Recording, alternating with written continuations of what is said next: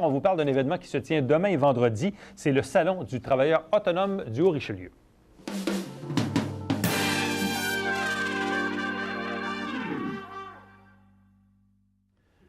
On est à l'aube d'un événement qui va se tenir demain jeudi et vendredi le 15 octobre à l'hôtel Relais-Gouverneur à Saint-Jean-sur-Richelieu. C'est le Salon du travailleur autonome du Haut-Richelieu. C'est la première édition de cet événement, un événement certainement qui va revenir dans les années à venir. On vous en avait parlé un peu au début, au printemps, là, quand c'était en pleine émergence, le projet. On en a parlé aussi il y a 2-3 semaines avec Luc Veillette du regroupement des travailleurs autonomes qui nous parlait de la programmation de l'événement avec entre autres une conférence de Marcel Leboeuf. Et aujourd'hui, 4 invités pour en parler. D'abord, Audrey Bogmans de l'agence Black et Blanc. Bonsoir à vous. Bonsoir. De même que Christian Haché, qui est trésorier au niveau du regroupement. Bonsoir. Bonsoir. Également Samantha Birchie, qui est aussi copropriétaire de l'agence Black et Blanc. Bonsoir. Et M. Jocelyn Bertrand, qui est le président du regroupement des travailleurs autonomes du Haut-Richelieu.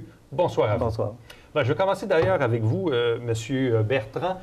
Expliquez-nous d'abord en quelques instants ce qu'est le regroupement des travailleurs autonomes du Haut-Richelieu. Bien, le regroupement, comme principale activité, c'est un déjeuner chaque mardi matin, toutes les semaines au Normand. Mais le but du regroupement, c'est le réseautage, l'échange. Là, on sait que les travailleurs autonomes sont parfois isolés, c'est-à-dire qu'on voit nos clients, on voit notre famille, puis ça s'arrête là, on ne parle pas avec d'autres employés. Donc, le réseau des travailleurs autonomes, bien, ça favorise l'échange entre différents types de travailleurs autonomes. Ça nous permet de dire « Ah, mais toi, tu as fait ça comment? » Puis là, on s'entraide. Ça brise surtout l'isolement. Effectivement. C'est principalement ça. Et comment est venue l'idée de mettre sur pied un salon du travailleur autonome, M. Haché? C'est arrivé assez simplement. Pendant un déjeuner, justement, on fait des déjeuners où on échange plein d'idées. Et l'idée du salon est venue à ce moment-là. J'en ai discuté avec quelques-uns et plusieurs personnes ont décidé que oui, ce serait une très bonne idée. Et à partir de ce moment-là, on a commencé à mettre sur les rails le salon en tant que tel pour y arriver. Là, ça s'en vient très vite. 14 et 15 s'en vient assez vite. Bon, expliquez-nous, avant que je présente mesdames, on les a présentées tantôt, mais avant qu'on les questionne, en quoi avez-vous senti le besoin de faire affaire avec une agence pour développer l'événement ou le faire connaître? En fait, c'est qu'on est bénévole pour l'événement. Ils ne nous ont pas nécessairement engagés. On fait partie du regroupement de travailleurs autonomes. Et puis, on trouvait que le salon, c'était une belle opportunité de faire connaître le regroupement. Puis, en même temps, nous, on est une belle entreprise, donc ça nous permettait d'avoir une belle expérience avec des gens expérimentés également. Vous, ça fait combien de temps que ça existe, l'agence? Ça fait 1 an et demi. 1 an et demi. Oui. Vous êtes toutes les deux là-dedans? Oui. C'est ça? Vous êtes de la région? Oui. On est basé à Saint-Sébastien. On se déplace toujours chez nos clients. Là. On est pas mal dans la région de Saint-Jean-sur-Richelieu. Bon. Et comment je pourrais dire ça, mais qu'est-ce qui vous attirait dans un événement comme celui-ci? Bien, c'était l'interaction entre les personnes. Nous, le regroupement, ce qui nous intéressait beaucoup, c'était le réseautage, connaître d'autres personnes. Puis, justement, c'est exactement la description que ce que Jocelyn a fait, dans le fond. Donc, le salon, c'était une belle opportunité, entre autres, de nous mettre en contact avec des clients aussi. Donc... Bon. Et toi, quelle est ta vision de l'événement?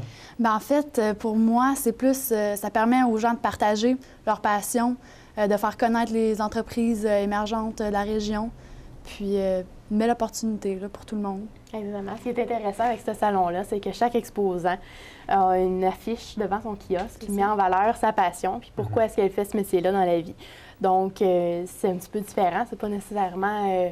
pour faire la business, comme on dit, mais aussi pour partager ce qu'on aime avec les gens, notre passion. Il va y avoir combien d'exposants?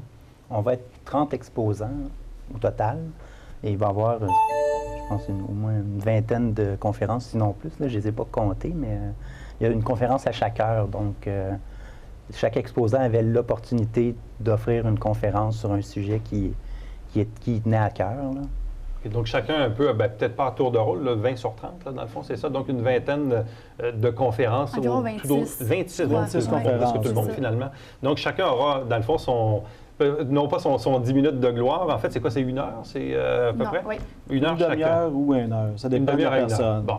Et dans le fond, c'est pour vous permettre de vous adresser d'une part aux autres collègues qui vont être sur le parquet du salon, mais en même temps aussi au public, c'est ça? Exactement, oui.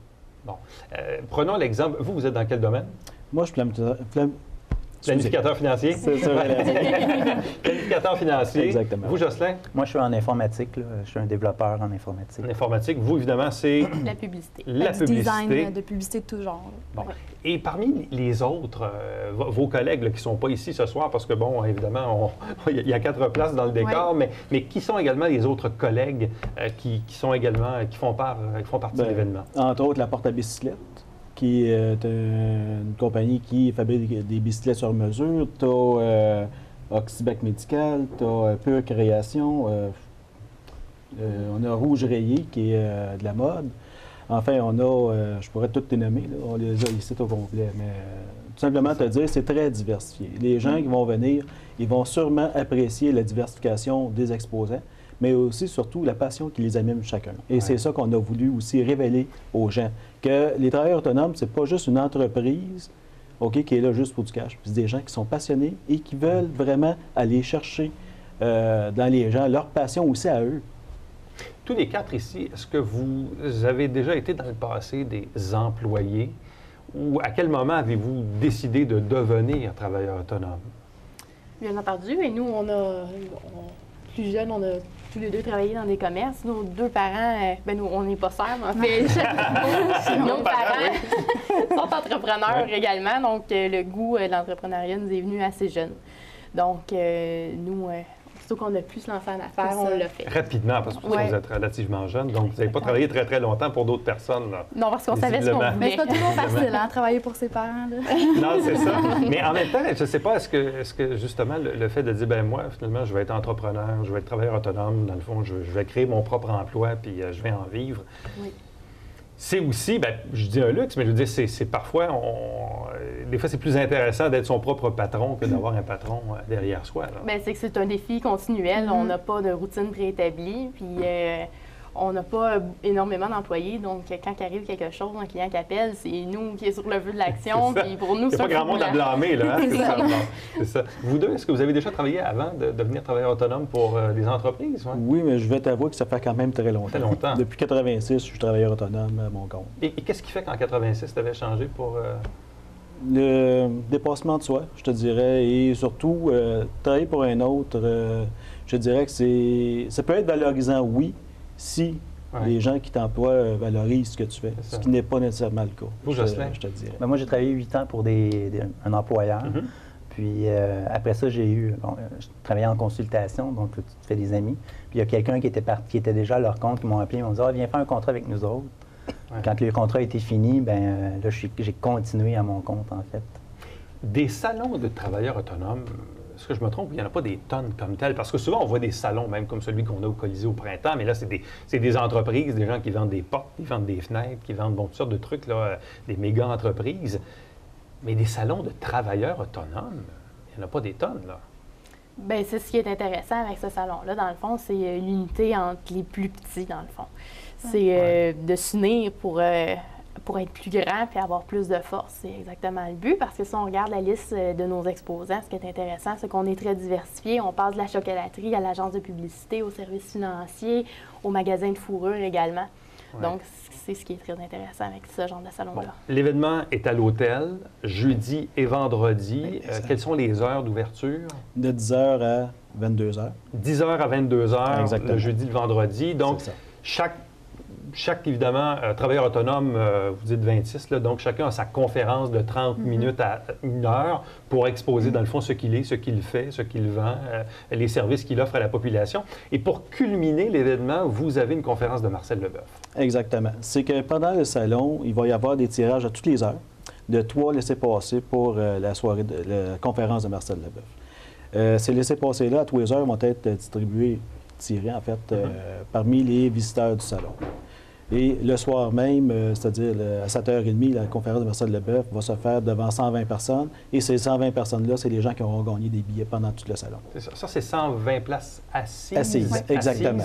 Est-ce que les gens peuvent être debout ou pas vraiment? Donc, on se limite ça va être limité. Assises? Et à la fin du salon, avant la conférence de Marcel Leboeuf, on va ouvrir les portes qui séparent les deux événements, pour pouvoir permettre aux exposants et les gens qui seront dans le salon d'assister, mais là, debout ou assis sur leur chaise là, en tant que tel. Bon, en quelque part, Marcel Leboeuf, c'est un peu le symbole même du travailleur autonome, là. Oui. Tout à fait, oui. Quand on regarde les comédiens dans leur ensemble et tout ce qu'il a pu faire dans les dernières années, c'est un peu ça. Hein, c'est ce qu'il représente, c'est un peu ça. Oui, exactement. C'est un bel exemple de force aussi, de caractère et de persévérance. Donc, je pense que c'est pas mal les valeurs du regroupement également. Là, vous attendez quoi? Quelques milliers de personnes? 2000, 5000, 5000, je ne sais pas. Aucune idée. On a fait quand même... C'est un premier événement. Ouais, c'est dur à compter. Là. On a distribué 5000 billets en tant que tel, c'est-à-dire si chaque exposant a distribué à sa clientèle des billets des laissés-passer, en fait, pour venir. Ça peut faire une bonne entrée de gens. Et ceux qui n'ont pas de billets, ce qu'on a fait aussi de différent d'avec les autres salons, ceux qui n'ont pas de billets pour rentrer, ils vont payer 2 $. Mais le 2 $ s'en va au complet à l'organisme L'Étoile, qui est un centre de pédiatrie infantile pour les enfants. Oui, on les a reçus la semaine dernière. Ah, d'accord. On a vu avec le Dr Péloquin. Parfait. C'est une belle cause là, à laquelle vous voulez contribuer. Tout à fait, oui. C'est une façon de contribuer. Et moi, je te dirais que si les gens viennent au salon, ils ont le laissez-passer, et qu'ils donnent quand même le 2 $, mais ça s'en va à l'organisme. Ça ne s'en vient pas au salon, aux exposants ou au regroupement. Ça va vraiment juste à l'organisme. Donc, les gens seront généreux s'ils le veulent. Là, je le disais en introduction tantôt, je présume que vous souhaitez que l'événement, évidemment, c'est une première édition, ça va prendre ses assises, mais que l'événement se répète. Oui. Sûrement. C'est certain. On l'espère. Et peut-être ajouter des joueurs. Est-ce que vous êtes limité en nombre de membres ou le regroupement peut grossir? Mais le regroupement peut grossir. On n'est pas limité en nombre de membres. Le salon, on l'a limité en nombre de tables parce que Évidemment, il y a un espace à on ne voulait respecter. pas surlouer de l'espace puis pas être capable, vu que c'est une première. Donc, on a dit, on va commencer petit, puis si l'année prochaine, il y a encore plus de demandes, bien, on trouvera pour faire plus grand. Là. Bien, à vous quatre, merci beaucoup. Meilleure des chances. Donc, on invite la population. Donc, vous dites de 10 h à 22 h Exactement, jeudi, et jusqu'à 21 h vendredi.